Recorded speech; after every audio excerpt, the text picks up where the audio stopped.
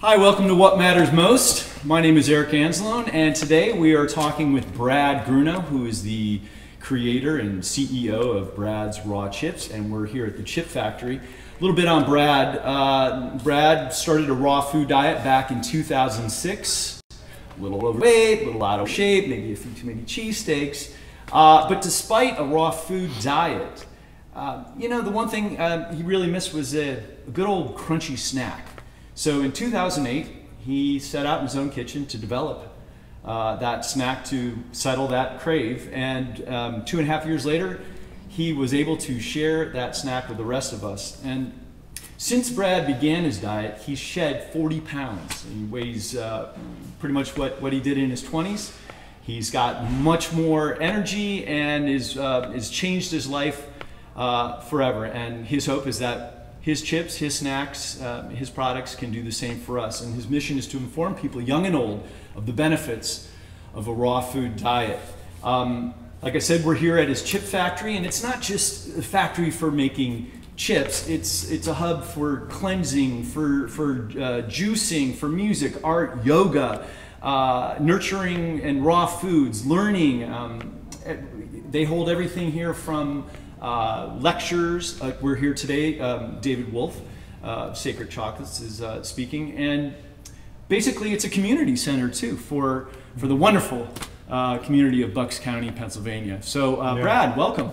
Thank you. Thank you. Nice to be here. Great introduction. That was great. Thank you. Thank you.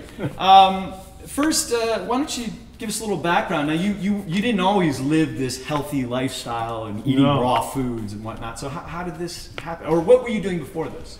Well, I guess, like you said, having the cheesesteaks, it's funny you say that, being here right outside of Philadelphia where the cheesesteak started. But no, I did live that kind of life, and I got into, I was in, as I grew up, I got into the telecommunication construction business, and I was in that business my whole life. And I guess from that point is when the whole telecom industry kind of fell apart. Yeah. And then I kind of stumbled into the raw food world. And yeah, but how does one stumble into raw foods? I mean, when you go on a walk one day and go, I'm going to eat that? Well, nobody does hear about it, and I did. I actually had, I live here in Bucks County, and I have a very large family here, 27 cousins, a lot of aunts and uncles, and one of them went over to Arnold's Way, which is like a local raw food restaurant here. Mm-hmm. And they have, Arnold offers these classes.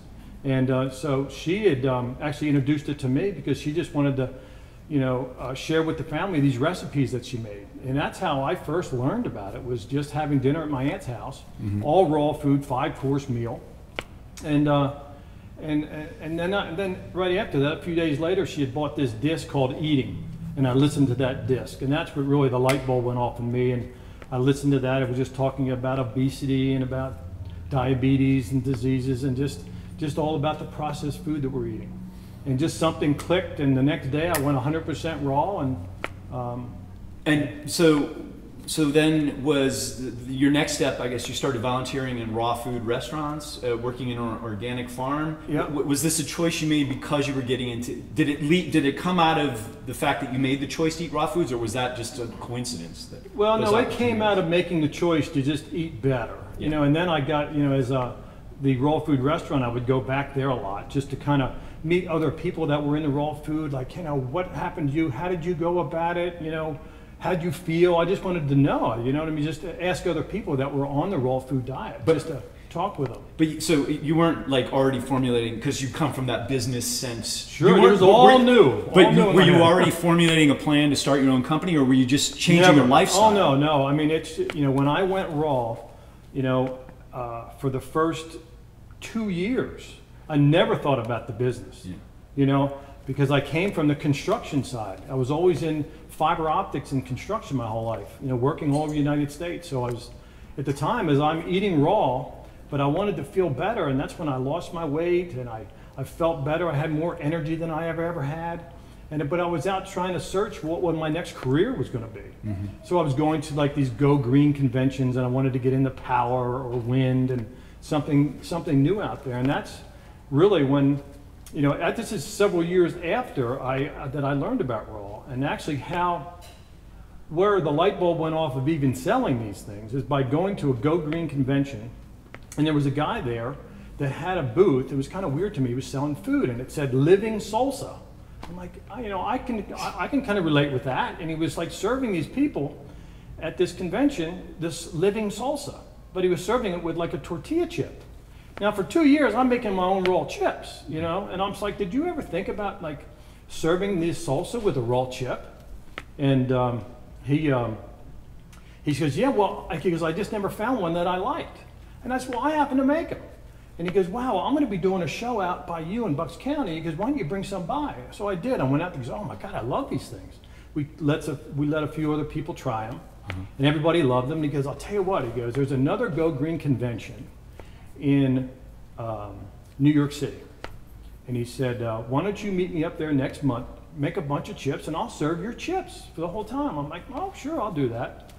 And so I went up there and I made a bunch of chips. It's just out of my one dehydrator at my place. And so we went in, I helped him set his booth up. People started coming in and he'd serve the salsa. And then a couple people would say, wow, what's this chip? And he would say, well, you better talk to this guy back here, So I'd go up and start talking to him. About an hour or two later, I had a crowd of people around me asking me about the chips, and no one was really paying attention to him about the salsa. So he finally came to me because, Brad, because I hate to do this, but I got to get those chips off the table. And I'm like, you know what? The light bulb already went off in my head.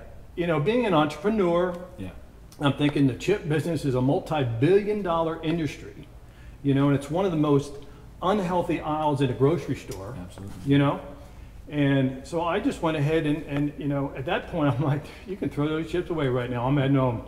And that's when the light bulb went off. So I still wanted to prove it to myself, and so I wanted to just talk to individuals. So how I just went about it was going to farmers market. So I went to my local Ottsville farmers market, and just where I can talk to everybody and explain to them what that was. And everybody I explained it to just thought it was a great idea. There was nothing out there like it.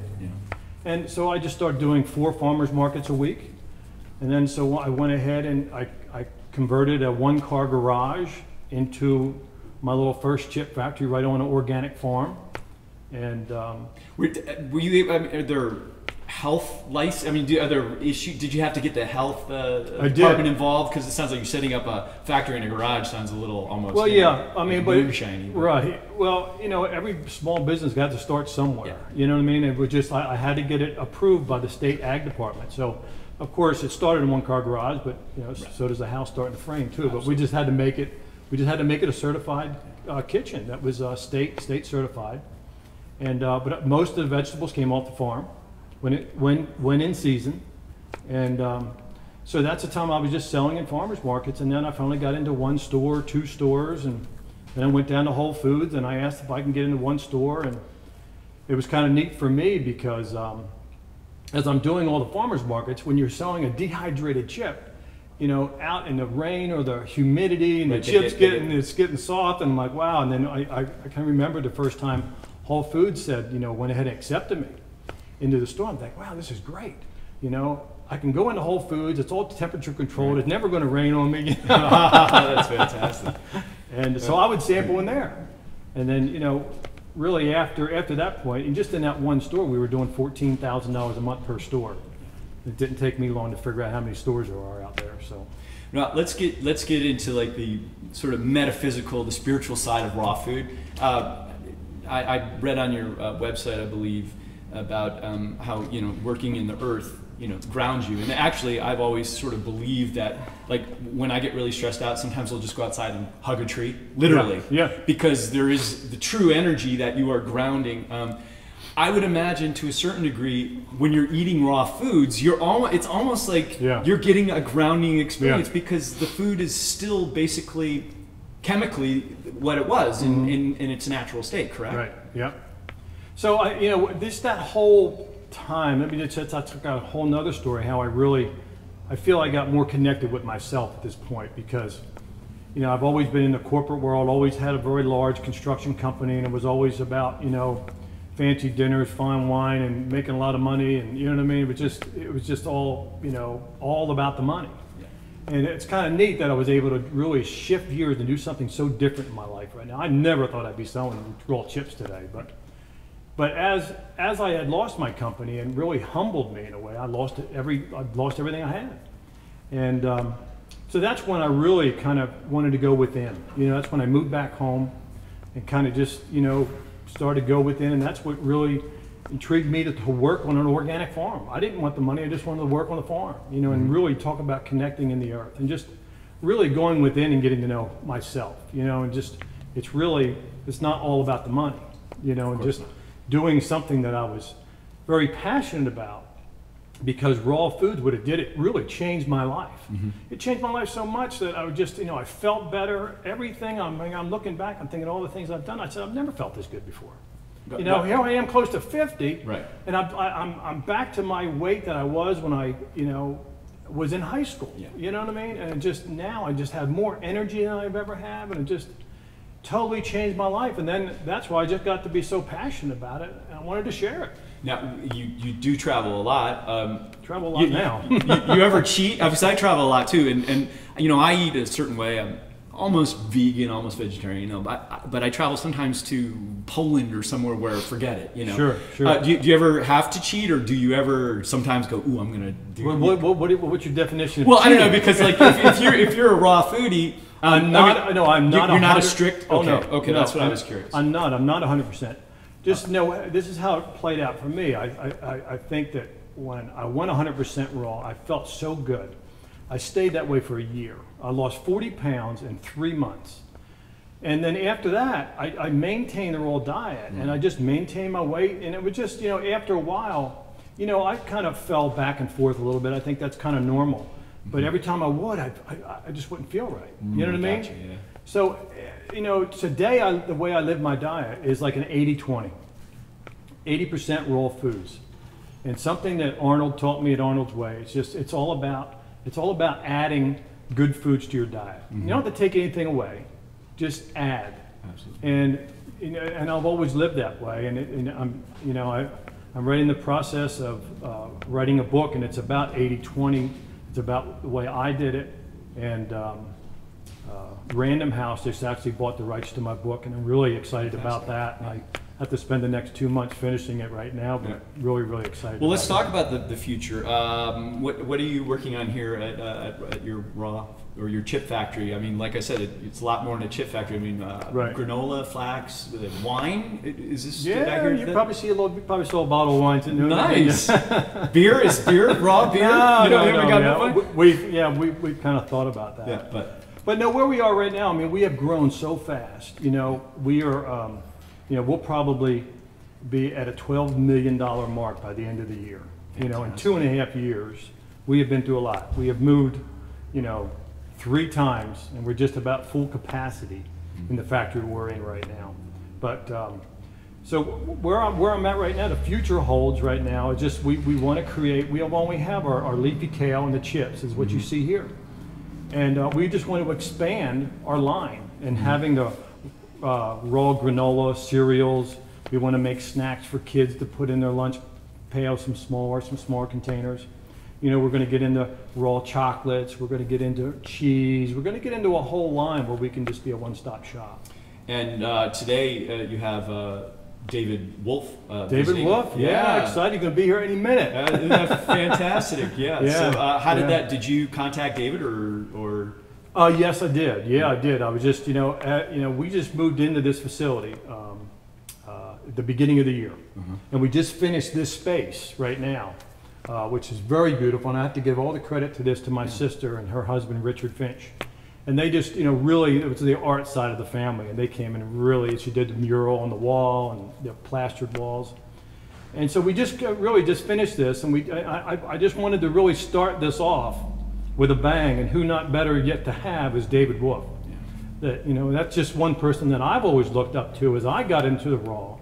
I followed him. I've been in his longevity, before, and I've just really watched him, and he's just a phenomenal guy, and he really, you know, I look at him as being one of the leader in the raw food. And I think that where I'm really playing a big part is I'm really hitting the mainstream, you know, maybe in a bigger way, and kind of putting it in their consciousness. And then to me, you want to learn more, you go to David. True. So to wrap things up, we always ask our guests, what matters most to you? Meaning, what's that lasting footprint or image that you'd like to leave on this planet? You know, I think one of the biggest goals that by always being in a business, I've always been an entrepreneur, always had my own business, and I think why we have built this educational center, I just what I really when I feel like I can give back now is giving back, and it's about the education. And now that we're getting a business, we're starting to make a profit and being sustainable, and that was my first goal. And now it's really spreading the word, and it's just, you know, I really want to get this into schools, and I want to get this with kids. Yeah. And I think that's really what my goal is, to really, you know, is get it in the kids' hands, and just really future just generations. Exactly, and just bring awareness. And I think, you know, with my book that's coming out, and I just think that we're able to really hit mainstream right now and really get the word out. Yeah. That's my goal. Wonderful. Yes. Well, Brad, thank you so much for talking with us. Thank you, this too. Wonderful. Yeah, it's been great. Yeah. Thank you. And this is Eric Anzalone, just reminding everyone that it's the simple things in life that matter most. Namaste.